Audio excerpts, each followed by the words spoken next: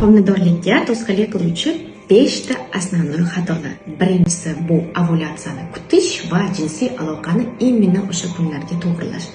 Aslida homiladorlik rejalashtirayotgan ayollarga maslahatim regular holatda jinsiy aloqa, ya'ni haftada 2-3 marta bo'lishi, bu yana ham ko'proq natija beradi, yana ham tezroq homiladorlikka erishishingizga olib keladi. Ikkinchi xato bu uyqusizlik, yaxshi uxlamaslik, kechasi gadjetlar bilan o'tirish, bu eng основной faktor. Bu haqida juda ham ko'p ko'riklarimda gapiraman.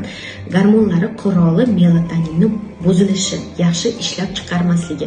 Bunday hollarda ovulyatsiya sodir bo'lmasligi mumkin. 3 follikula olishimiz mumkin. Melatoninni yaxshi ishlab chiqish tizimi sog'lom homiladorlik olishga juda ham katta shans yaratib beradi. Ayniqsa eko programmalarda euploidni embrion olishimizga juda ham katta foizda shansli yaratib beradi. Uchinchi xato bu esa kam harakatlik tos suyaklar orasidagi organlarda qon aylanishini buzishga olib kelishi mumkin. Ko'p harakatlik, giperdinamiya, ya'ni silovoy treninglar, kardio treninglar haftada 4-5 marta borish, bu esa organizmni stressga solib qo'yadi. Bunday hollarda yana ham ko'proq gormonal buzilishlarni olishimiz mumkin va albatta bu esa ovulyatsiyani blok qilishi mumkin.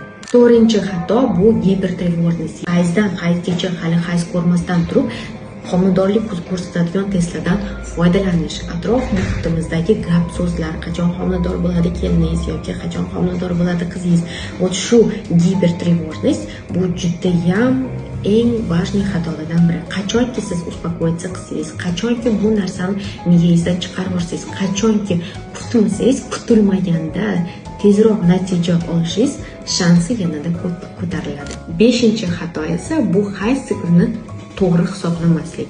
Ko'p ayollarimiz hayz siklini hayz tugagan kunidan boshlab hisoblashadi. Bu noto'g'ri. Hayz sikli hayzni birinchi kunidan hisoblanadi. Hayzni birinchi kuni, hayz siklini birinchi kuni hisoblanadi.